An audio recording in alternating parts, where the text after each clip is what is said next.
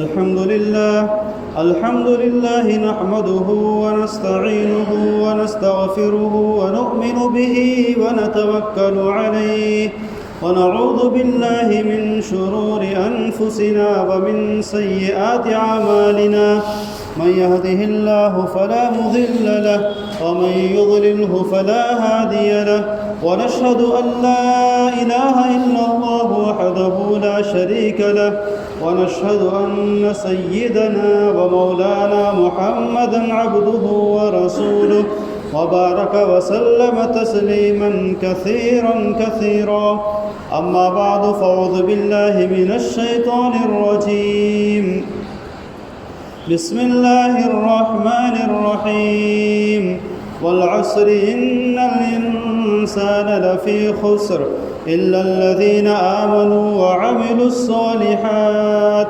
وتواصوا بالحق وتواصوا بالصبر صدق الله العظيم. محترم بھائیو، دوستوں اور بزرگوں، اللہ تبارک و تعالیٰ نے ہم سب کو زندگی نصیب فرمائی. زندگی نصیب فرمانے کے بعد اللہ تعالیٰ نے زندگی کی قیمت کو بھی بتایا کہ زندگی کتنی قیمتی ہے.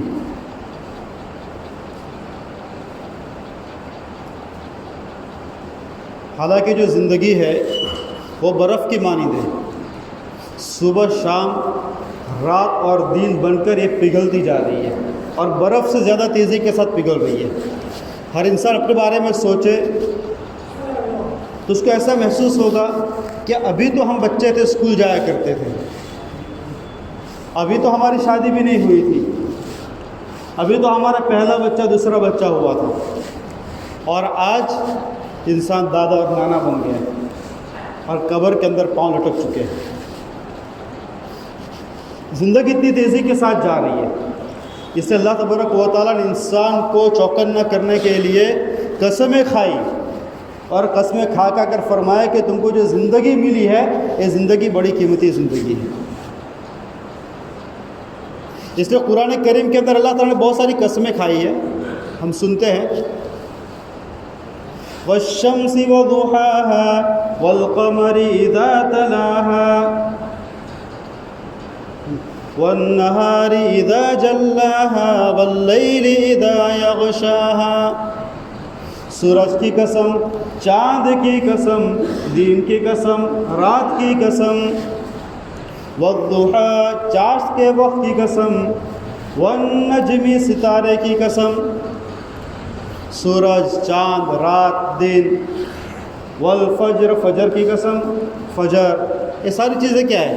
یہ سارے وقت کے متعلق ہے. سورج سے کیا پتہ چلتا ہے؟ دن پتہ چلتا ہے، مہینے پتہ چلتے ہیں، چاند سے وقت کا پتہ چلتا ہے، ستاروں سے وقت کا پتہ چلتا ہے، چاشت کے وقت کا قسم. تو یہ اللہ تبارک و تعالیٰ نے جو قسمیں کھائی ہے ان میں زیادہ تر قسمیں وقت سے متعلق ہے. اور ایک جگہ پر تو اللہ تعالیٰ نے فرما دیا والعصر زمانے کی قسم ان الانسان لفی خسر، انسان خسارے میں ہے. والعصر، عصر سے مراد وقت، زمانہ. زمانے کی قسم اللہ تعالیٰ نے کھائی. اور قسم کن چیزوں کی کھائی جاتی ہے؟ قیمتی چیزوں کی قسم کھائی جاتی ہے. اس لیے بندوں کو اللہ تعالیٰ نے فرمایا کہ اگر تمہیں قسم کھانے کی ضرورت پڑے تو صرف اللہ تعالیٰ کی کھاؤ، کیونکہ اللہ تعالیٰ سے زیادہ قیمتی کوئی نہیں ہے، اللہ تعالیٰ سے بڑا کوئی نہیں ہے. اور اللہ تعالیٰ نے جن چیزوں کی قسمیں کھائی ان چیزوں کی قیمت کو بتایا کہ بڑی قیمتی چیز ہے. اس نے زمانے کی قسم کھائی، وقت کی قسم کھائی، یعنی زندگی کی قسم کھائی. زندگی کی قسم جو تم کو ملی ہوئی ہے اس زندگی کی قسم. ان الانسان لفی خسر، کہ انسان خسارے میں ہے. اور خسارہ کس کو کہا جاتا ہے؟ لاس. آپ کے پاس پونجی ہو، کیپٹل ہو، مدل ہو، اس کو ہم نے کسی بزنس میں انویسٹ کیا اور اس کے اندر لاس جاتا تو اس کو خسارہ کہا جاتا ہے. کہ انسان کو بزنس میں لاس ہے، جو پونجی ڈالی ہے اس کے اندر وہ خسارہ کر رہا ہے، لاس کر رہا ہے. تو اللہ تعالیٰ فرماتا ہے کہ ان الانسان لفی خسر، انسان اپنے کیپٹل کے اندر لاس کر رہا ہے، اپنی پونجی کے اندر لاس کر رہا ہے، پروفٹ نہیں ہو رہا ہے. کیوں نہیں ہو رہا ہے؟ اس لیے کہ اور اس کی کیپٹل کیا ہے؟ زندگی۔ اللہ تعالیٰ نے بتایا کہ اپنے کیپٹل میں، اپنی پونجی میں لاس کرو، اور اس کی پونجی کیا ہے؟ وقت ہے، کہ وقت کو صحیح استعمال نہیں کر رہا انسان، وقت کو غلط استعمال کر رہا ہے، اور اس وقت کے اوپر تو بڑے بڑے فیصلے ہونے والے ہیں۔ وقت کو اللہ تعالیٰ نے زندگی جو دی ہے نا، ایک حکیم نے بڑی اچھی بات کہی ہے کہ دنیا کی زندگی لمیٹیڈ ہے، محدود ہے، 50 سال، 60 سال، 70 سال، 80 سال، یہ محدود ہے، اور آخرت کی زندگی لامحدود ہے، ان لمٹ ہے۔ لیکن لامحدود زندگی کا دار و مدار محدود زندگی کے اوپر ہے، لمیٹیڈ زندگی کے اوپر ہے، کہ تم کیا کر کے یہاں سے گئے ہو۔ بڑے فکر کی بات ہے کہ ہماری زندگیاں غلط گزر رہی ہے، اس لیے اللہ تعالیٰ نے پہلے کہہ دیا انسان خسارے میں ہے، اس کی پونجی لاس میں جا رہی ہے، غلط استعمال کر رہا ہے وقت کا۔ ہاں کچھ کام ایسے ہے اس میں اگر انسان اپنے وقت کو لگائے گا تو فائدے میں رہے گا۔ اس لیے اللہ تعالیٰ نے 4 چیزوں کو الگ کیا، اِلَّا الَّذِينَ آمَنُوا وَعَمِلُوا الصَّالِحَاتِ وَتَوَاصَوْا بِالْحَقِّ وَتَوَاصَوْا بِالصَّبْرِ۔ جس نے 4 چیزوں کے اندر وقت لگایا وہ فائدے میں ہے، باقی سارے کے سارے لاس میں ہیں، ان کی پونجی لاس میں جا رہی ہے۔ اس لیے بھائی دوست بزرگ، ہمارے جو بزرگان دین تھے وقت کی بڑی قدر کیا کرتے تھے، وقت کو ضائع نہیں کرتے تھے۔ ہمارے وقت ضائع ہو گئے، اس لیے کہا کہ انسان اپنے وقت کو دین کے کام میں لگائے، اگر دین کے کام میں نہیں لگا سکتا ہے تو دنیا میں لگائے، لیکن اس کو بیکار اور فضول چوراہے پر بیٹھ کر، چائے کی ٹپریوں پر بیٹھ کر ادھر ادھر اس کو فضول جو نہیں گوا دے۔ سب سے برا انسان وہ ہے جو اپنے وقت کو فضول کاموں کے اندر استعمال کرتا ہے، سب سے برا انسان ہے، وہ کبھی بھی کامیاب نہیں ہو سکتا ہے، نہ دین میں نہ دنیا میں، جب تک وقت کو جو ہے فضول خرچ کرتا ہو، فضول چوراہے پر بیٹھ کر، ہوٹلوں پر بیٹھ کر، موبائل میں گھس کر، ایسا کر جو انسان اپنے وقت کو جو ہے نا برباد کر رہا ہے وہ کبھی بھی کامیاب نہیں ہو سکتا ہے۔ یا تو دین کا کام کرو، یا پھر دنیا کی جو ذمہ داریاں ہیں، گھر کی ذمہ داریاں، فیکٹری کی ذمہ داریاں، ملازمت کی ذمہ داریاں، اس کے اندر استعمال کرو۔ اور جو وقت ہمارا دنیا میں لگ رہا ہے وہ دنیا نہیں ہے۔ ہم دنیا کس کو کہتے ہیں؟ جو چیزیں دنیا کی اس کو ہم دنیا کہتے ہیں، ایسا نہیں ہے۔ دنیا وہ ہے کہ جن چیزوں میں لگ کر انسان اللہ تعالیٰ سے غافل ہو جائے، چاہے پھر وہ اللہ کے راستے میں چل رہا ہو، لیکن اگر اللہ کے راستے سے غافل ہو گیا تو وہ دنیا بن جائے گی اس کی۔ اس لیے کہا گیا کہ جو تمہارا دنیا میں لگ رہا ہے اس کے اندر بھی نیتیں صحیح کر لے تو دین بن جائے گا۔ نظر دنیا آ رہی ہے لیکن اگر نیتیں ہماری صحیح ہو گئی تو وہ دین بن جائے گا، اور نظر دین آ رہا ہے لیکن اگر نیتیں خراب ہو گئی تو وہ دنیا بن جائے گی۔ انسان اگر عمرہ کر رہا ہے، طواف کر رہا ہے بیت اللہ کا، کتنی بڑی عبادت کر رہا ہے، لیکن اس کی نیت ایسی ہے کہ لوگ مجھے دیکھیں گے تو کوئی بڑا حاجی صاحب ہے، بڑے طواف کرتا ہے، تو کس کام کا ہے؟ تو انسان اگر کمپنی میں جا رہا ہے، اپنے کاروبار پہ جا رہا ہے، دکان پہ جا رہا ہے، اس نیت کے ساتھ جائے کہ اللہ تعالیٰ تو نے مجھے حلال روزی کمانے کا حکم دیا ہے اور میں حلال روزی کمانے کے لیے جا رہا ہوں، تو اس کا دکان پر بیٹھنا عبادت بن جائے گا۔ تو نے مجھے حلال روزی کمانے کا حکم دیا ہے، اس لیے میں فیکٹری پہ جا رہا ہوں، فیکٹری چلا رہا ہوں، تو اس کا فیکٹری پہ بیٹھنا عبادت بن جائے گا، دکان پہ بیٹھنا عبادت بن جائے گا۔ اس لیے ہمارے بزرگان دین کبھی بھی وقت کو بیکار نہیں کرتے تھے۔ مفتی شفیع صاحب کے بارے میں لکھا ہے کہ جب آپ ٹوائلٹ میں جاتے تھے، بیت الخلاء میں جاتے تھے، اب بیت الخلاء میں تو کوئی کام نہیں ہے، وہاں تو عبادت بھی نہیں کر سکتے، ذکر بھی نہیں کر سکتے، تب کریں گے کیا؟ تو مفتی شفیع صاحب کے بارے میں لکھا ہے کہ جب آپ ٹوائلٹ میں جاتے تھے تو وہاں پر بیٹھ کر لوٹے میں پانی بھر کر بیت الخلاء کو صاف کرتے تھے، اطراف کے اندر جو گندگی پڑی رہتی ہے اس کو صاف کرتے تھے، اور نیت یہ ہوتی تھی کہ میرے بعد جو میرا بھائی ٹوائلٹ میں آئے گا تو اس کو صاف ٹوائلٹ ملے گا تو اس کو خوشی ہوگی، تو یہ بھی عبادت بن گئی۔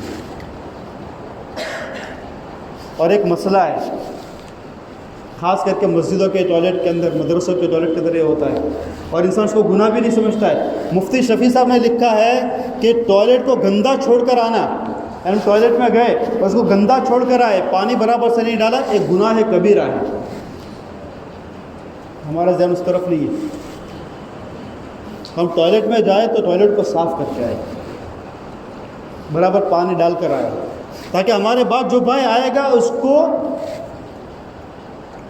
نفرت نہ ہو، اس کو برا محسوس نہ ہو، اس کو تکلیف نہ ہو، اور مسلمان کو تکلیف دینا گناہ ہے۔ تو انہوں نے لکھا کہ گناہ کبیرہ، بڑے بڑے گناہوں میں ٹوائلٹ کو برابر صاف نہیں کرنا۔ اب مسجد کے ٹوائلٹ میں ہم لوگ جاتے تو کیا کرتے ہیں، نہ اس کو اوپر سے صاف کرتے ہیں نہ اندر سے صاف کرتے ہیں، بہت سارے لوگ ایسا کرتے ہیں، تو اس کو جو ہم دھیان رکھنا چاہیے۔ تو اس وقت کو بھی وہ بیکار نہیں کرتے تھے، کبھی لوٹا دھو لیتے تھے، کبھی ٹوائلٹ کو دھو لیتے، تاکہ میرے بعد میں آنے والے بھائی کو جو اچھا محسوس ہو۔ اور یہ زندگی ہماری جو رات دن بن کر، صبح شام بن کر ہمارے پاس سے گزر رہی ہے، اس لیے اللہ تبارک و تعالیٰ نے زندگی قسم کھا کر ہم کو اس کی قیمت کو سمجھایا کہ زندگی جو تم کو دی گئی بہت قیمتی زندگی ہے۔ وقت جو ہے نا، وقت، انسان مال کا مالدار ہو سکتا ہے لیکن وقت کے سارے فقیر رہیں گے۔ وقت کا مالدار کوئی نہیں ہو سکتا ہے، وقت کے اعتبار سے ہر کوئی فقیر ہے۔ چنگیز خان جو دنیا کا سب سے بڑا فاتح ہے، سب سے بڑا ونر، سب سے زیادہ ملک فتح کرنے والا، سب سے زیادہ شہر فتح کرنے والا، سب سے زیادہ قصبے فتح کرنے والا چنگیز خان بادشاہ ہے۔ تاتار قوم میں سے تھا، منگول میں سے تھا۔ جب اس کی موت کا وقت قریب آیا تو اس نے اپنے پورے ملکوں کے اندر سے بڑے بڑے حکیموں کو بلایا، بڑے بڑے معالجین کو بلایا، ڈاکٹرز کو بلایا، اور ان سے کہا کہ تم میں سے کوئی شخص ایسا ہے جو میری زندگی کو لمبا کر دے، چاہے مجھے پوری حکومت دینی پڑے لیکن کوئی میری زندگی کو لمبا کر دے۔ تو حکیموں نے کہا کہ ہم آپ کو یہ نسخہ تو بتا سکتے ہیں کہ جو باقی زندگی آپ کی ہے وہ آپ اچھے طریقے سے گزار سکے، یہ نسخہ تو بتا سکتے ہیں، لیکن زندگی لمبا کرنے کے ہمارے پاس کوئی نسخہ نہیں ہے۔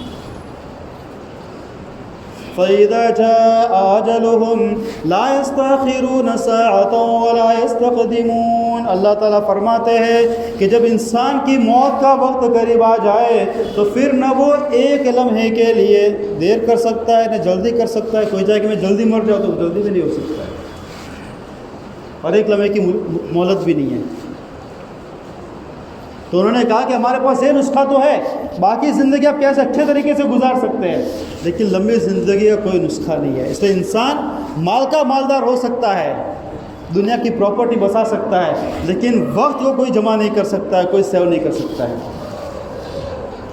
اور اگر وقت کو سیو کیا جا سکتا، اس کو جمع کیا جا سکتا، تو پوری دنیا کے لوگ اپنی پراپرٹی بیچ کر وقت کو جمع کرتے کہ وہ لمبا جئیں گے۔ آدم علیہ السلام کی زندگی کتنی لمبی ہے؟ 1000 سال کی زندگی ہے۔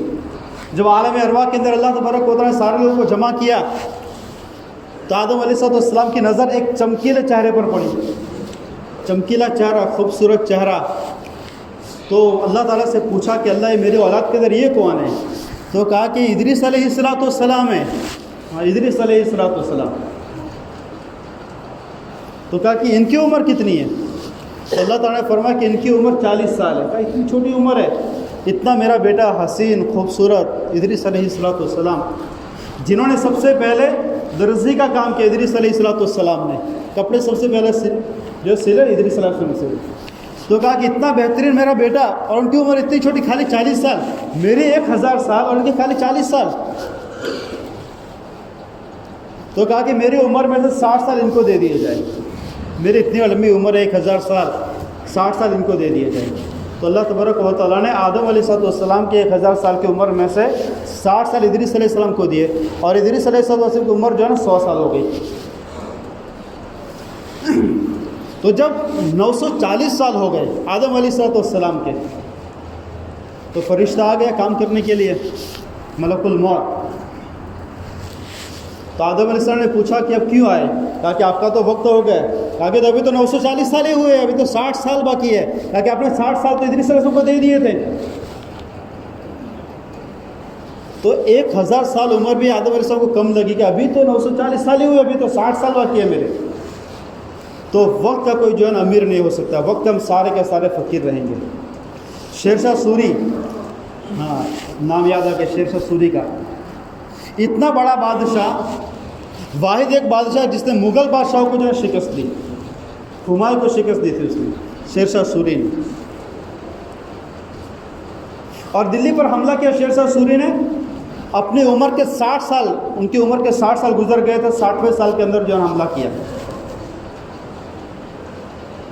تو جب وہ دلی کے تخت پر بیٹھ گیا، دلی کی کرسی پر بیٹھ گیا، تو شیر شاہ سوری نے کہا کہ میرے سر کے اوپر حکومت کا سورج تب طلوع ہوا ہے جب کہ میری عمر کا سورج جو غروب ہونے والا ہے۔ 60 سال تو گزر کے باقی کیا رہ گیا، اور 66 سال کی عمر میں انتقال ہو گئے شیر شاہ سوری کا، مغل بادشاہ کو ہرانے والا شیر شاہ سوری۔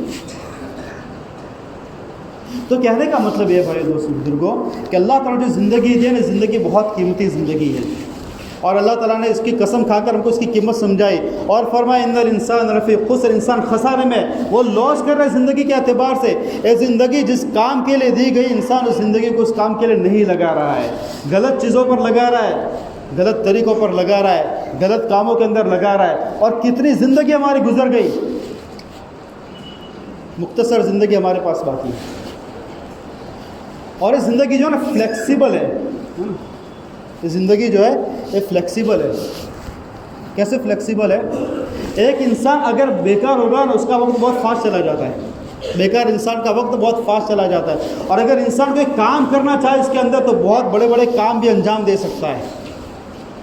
اس لیے ابن جریر طبری رحمۃ اللہ علیہ مفسر گزرے، تفسیر طبری ان کی تفسیر ہے۔ ابن جریر طبری رحمۃ اللہ علیہ نے جو کتابیں لکھی، 60 سال ان کی اللہ تعالیٰ نے کو زندگی دی، 60 سال زندگی دی، تو انہوں نے جو کتابیں لکھی، جب ان کی کتابوں کو ان کی زندگی کے دنوں کے ساتھ ملایا گیا تو ایک دن کے 60 صفحے بنتے ہیں، 60 پتے، 60 پیجز۔ انہوں نے ہر روز 60 پتے لکھے، انہوں نے کتابیں لکھی، اور آپ کو پتہ ہے 60 ایک پتہ لکھنے کے لیے آپ کو 10 پتے پڑھنے پڑتے ہیں، ایک پیج لکھنا ہو تو 10 پیج پڑھنے پڑتے ہیں، تب جا کر انسان ایک پیج جو ہے نا لکھ سکتا ہے۔ تو ابن جریر طبری رحمۃ اللہ نے جو کتابیں لکھی تو ان کی مقدار اتنی بنتی ہے کہ روزانہ کے 60 پیجز، یہ کتابیں کتنی پڑھی ہوگی؟ اسی زندگی کے دوران اتنی ساری کتابیں لکھی، اور وہ وقت کو ضائع نہیں کرتے تھے۔ ابن حجر اسقلانی رحمۃ اللہ علیہ، حافظ ابن حجر اسقلانی رحمۃ اللہ علیہ، یہ نام تو سب کو یاد ہونا چاہیے، اس لیے کہ اس بندے نے امت کے اوپر بڑا احسان کیا ہے۔ حافظ ابن حجر اسقلانی، حافظ کو کس کو کہا جاتا ہے؟ وہ قرآن کے حافظ نہیں تھے، حدیث کے حافظ تھے۔ ہاں، قرآن کے حافظ تو جس کو 30 سپارے یاد ہو اس کو حافظ قرآن کہا جاتا ہے، وہ حافظ حدیث تھے۔ حافظ حدیث جس کو 1,00,000 حدیث یاد ہو اس کو حافظ حدیث کہا جاتا ہے۔ حافظ ابن حجر اسقلانی رحمۃ اللہ علیہ، اس بندے نے اس امت کے اوپر بڑا احسان کیا ہے، کتابوں کے ڈھیر لگا دیے انہوں نے، اور اس وقت کتابیں چھپتی نہیں تھی، پھٹ پھٹ پھٹ پھٹ اس طریقے سے چھپتی نہیں تھی، اس کو لکھا جاتا تھا۔ کس طریقے سے؟ قلم کے ساتھ، ہاں بانس کا قلم ہوتا تھا، اس کو ڈبویا جاتا تھا، پھر لکھتے تھے، وہ پھر قلم میں وہ گھس جاتا تھا، پھر اس کو جو واپس خط بنایا جاتا تھا، اس کو جو ہے نا چھیلا جاتا تھا۔ تو جب اس کو وہ چھلتے تھے نا، اتنا وقت بھی وہ بیکار نہیں کرتے تھے، اس کے اندر بھی سبحان اللہ، الحمدللہ، اللہ اکبر کرتے تھے، حالانکہ پوری زندگی دین کی خدمت انجام دی۔ حدیث کی کتابوں کی شرح لکھی، فتح الباری لکھی، بخاری شریف کی شرح لکھ کر، گائیڈ لکھ کر امت کے اوپر بڑا احسان کیا انہوں نے، پوری زندگی اللہ کے دین کے لیے وقت نکالا۔ لیکن جب وہ خط بناتے تھے، پین کو چھلتے تھے، شارپن کرتے تھے، اس وقت کے اندر بھی تسبیح پڑھا کرتے تھے۔ اور آج ہماری زندگی کو دیکھ، ہماری زندگی کہاں گزر رہی ہے، کیسے وقت کو بیکار کر رہے ہیں، کیسے وقت کو ضائع کر رہے ہیں، کس طریقے سے ہمارا وقت برباد ہو رہا ہے۔ اور جس وقت کے اندر ہم ابھی گزر رہے ہیں نا، یہ رجب کا مہینہ، بڑے دوست بزرگ، رجب کا مہینہ بڑا قیمتی مہینہ ہے، بہت قیمتی مہینہ ہے رجب کا مہینہ۔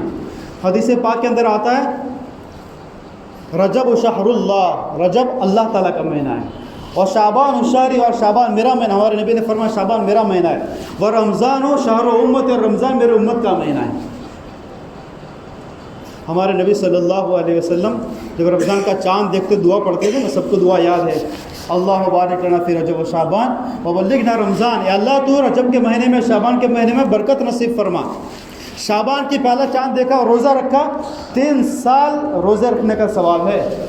پہلے رجب کا روزہ، دوسرے رجب کا روزہ رکھیں گے 2 سال عبادت کا ثواب ہے، تیسرے رجب کا روزہ رکھیں گے 1 سال عبادت کا ثواب ہے، اور پھر پورے مہینے کے اندر کوئی بھی رجب کے مہینے کے روزے رکھنے چاہیے، حدیث میں ثابت ہے۔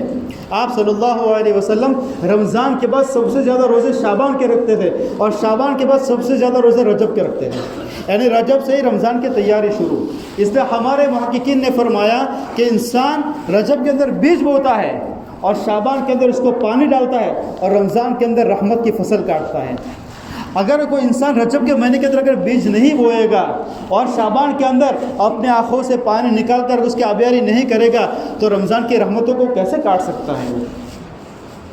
اور ایسا نہیں ہے کہ رجب کا مہینہ جو ہے امت محمدیہ کے اوپر، ایسا نہیں ہے۔ بھائی دوستو بزرگوں کو، جس دین سے اللہ تبارک و تعالیٰ نے زمین آسمان کو بنایا ہے، تب سے اللہ تعالیٰ کے نزدیک میں 4 مہینے محرم ہیں، احترام والے، رجب، ذوالقعدہ، ذوالحجہ اور محرم، اور رمضان کا مہینہ اسپیشل امت محمدیہ کے لیے ہے۔ تو کفار مکہ بھی رجب کے مہینے کا، ذوالقعدہ کا، ذوالحجہ اور محرم کا احترام فرمایا کرتے تھے۔ عیسیٰ علیہ السلام کے زمانے میں ایک بندہ تھا، ایک عورت کے ساتھ اس کی آنکھ مل گئی، پیار ہو گیا، محبت ہو گئی، بہت ساری اس نے جو ہے کوشش کی، اس کے بعد اس کو اس عورت کے ساتھ ملنے کا موقع مل گیا، منہ کالا کرنے کا موقع مل گیا۔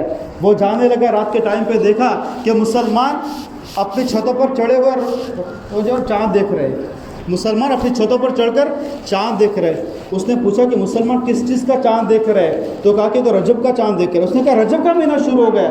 توبہ توبہ توبہ کر کے واپس مڑ گیا۔ مسلمان نہیں تھا وہ، کافر تھا وہ، لیکن کافر کے دل میں بھی رجب کے مہینے کا اتنا احترام تھا۔ اس نے کہا رجب کا مہینہ بیٹھ گیا، مسلمان تو رجب کے مہینے کے اندر گناہ نہیں کرتے ہیں، مسلمان تو رجب کے مہینے کا احترام کرتے ہیں، تو میں کیسے گناہ کر سکتا ہوں؟ اتنے کوشش کے بعد موقع ملا تھا، واپس ہو گیا۔ عیسیٰ علیہ السلام کو اللہ تعالیٰ نے وہی فرمائی کہ بندہ ایسا ہے، اس طریقے سے معاملہ ہوا ہے۔ عیسیٰ علیہ السلام اس کے پاس گئے اور جا کر آنے کی وجہ بتائی کہ میں اس لیے آیا ہوں۔ اس بندے نے جب دیکھا کہ اللہ تبارک و تعالیٰ نے میرے عمل کو اتنا قبول کیا، وقت کے نبی کو میرے پاس بھیجا، تو مسلمان ہو گئے۔ اور دل پر ہاتھ رکھ کر بتاؤ، کیا ہم میں سے کوئی رجب کے مہینے کا احترام کرتا ہے؟ کوئی نہیں کرتا۔ رجب کے مہینے کے روزے کی بڑی فضیلت ہے۔ ایک روزہ رکھے کہ رجب کا 1 مہینے کی عبادت کا ثواب ہے، رجب کے مہینے کا۔ اور اب تو دن بھی بہت چھوٹے ہیں، 3-4 بجے انسان جو ہے لنچ کرتا ہے، اور ایسے 6:30 بجے افطار ہے، تو رجب کے روزے رکھنے کی کوشش کریں۔ رجب کے روزے کی بڑی فضیلت ہے، یہ رمضان کے مہینے کی تیاری ہے۔ ہمارے نبی صلی اللہ علیہ وسلم رجب کے مہینے سے رمضان کی تیاری کیا کرتے تھے۔ اللہ تعالیٰ مجھے آپ کو کہنے سننے سے زیادہ عمل کی توفیق نصیب فرمائے، اور جو زندگی ہماری باقی ہے اس کی قدر کرنے کی توفیق نصیب فرمائے۔ وآخر دعوانا